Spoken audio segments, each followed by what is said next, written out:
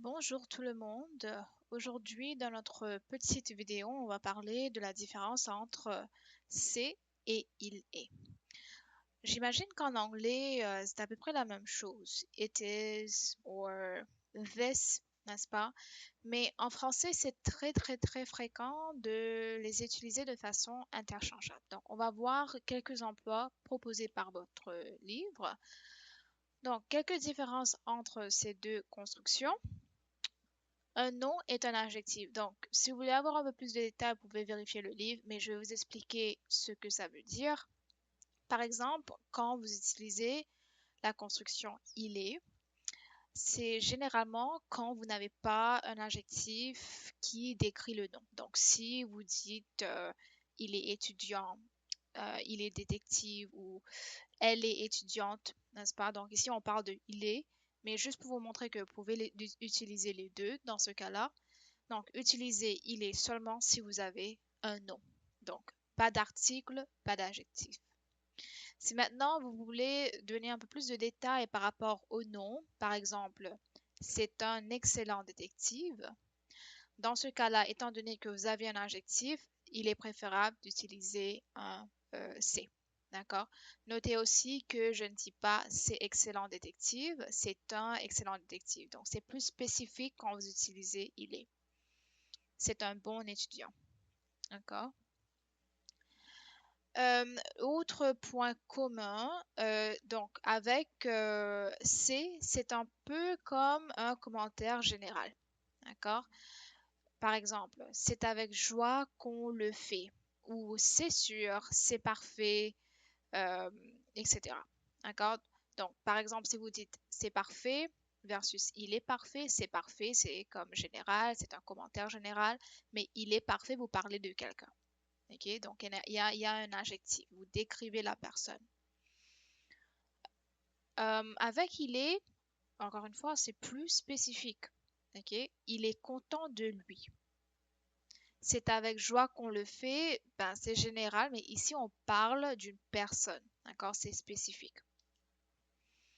Autre différence, c'est date, jour, utilisé c'est le 14 mars, le test c'est aujourd'hui. N'inquiétez pas, il n'y a pas de test. Et puis, il y a aussi l'heure ou, comme le texte vous le dit, une indication dans le temps. Il est 14h30, il est assez tôt dans l'après-midi.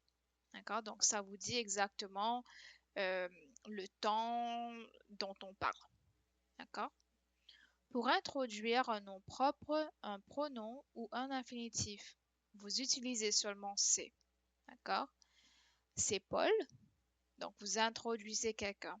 D'accord? Vous pouvez dire il est Paul, mais c'est moins fréquent en français. D'accord? Donc c'est mieux de dire c'est Paul. Et aussi, si vous avez par exemple un pronom, donc vous entrez dans une classe et vous voyez Paul et vous dites c'est toi Paul. Ou dans le cas où, donc ici il fallait mettre un point d'exclamation, vouloir c'est pouvoir. Ok, donc c'est un proverbe. Donc le c'est ici, ça introduit un infinitif. Ok, vous ne pouvez pas dire vouloir, il est pouvoir, ça ne marche pas. Dernière différence qu'on va utiliser, qu'on va regarder ensemble, c'est résumer versus annoncer. Donc, je vous dis exactement ce que je vais dire. Exprimer ses sentiments, ce n'est pas toujours facile. Donc ici, vous résumez ce que vous venez de dire. Donc quand vous êtes en train de résumer, vous utilisez c'est ou dans ce cas-là, c'est à la négation ou au négatif. Donc ici, vous utilisez le ce n'est pas. Maintenant, si vous allez annoncer dans la phrase ce que vous allez dire. Il n'est pas toujours facile d'exprimer ses sentiments. Okay? Donc, la différence entre les deux, c'est que dans la première phrase, euh, l'énoncé se trouve avant de ce que vous allez dire. Okay? Donc, vous avez déjà résumé ce que vous allez dire.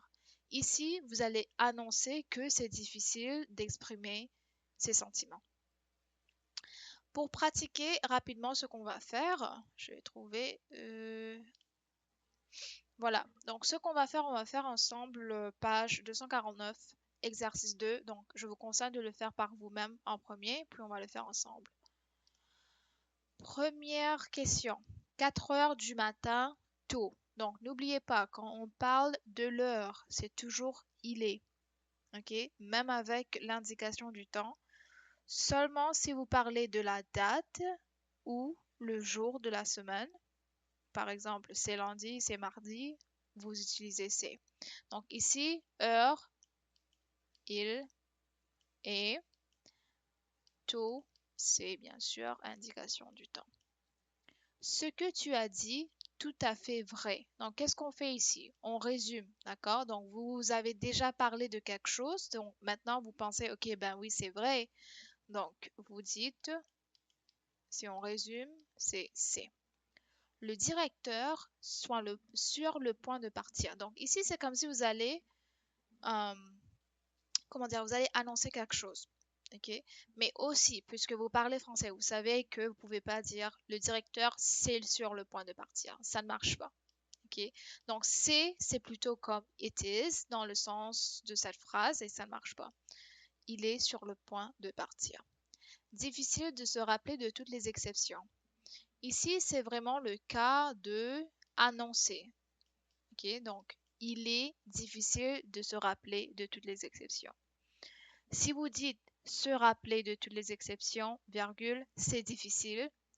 Dans ce cas-là, oui, vous pouvez utiliser c'est parce que vous résumez. Vous, Madame Colline, donc ici c'est parce que voilà, on a un pronom ou un nom propre. Donc ici, voilà, c'est une question, un exemple qu'on a vu avec le premier emploi. Kinésithérapeute. Donc, n'oubliez pas que si vous n'avez pas d'article, pas de adjectif, qu'est-ce que vous faites? Vous utilisez il est. C'est seulement si vous voulez décrire l'occupation avec un article, un adjectif que vous utilisez c'est. Bon, il nous reste encore 2 vidéos, donc je vous vois dans la prochaine vidéo. Merci beaucoup.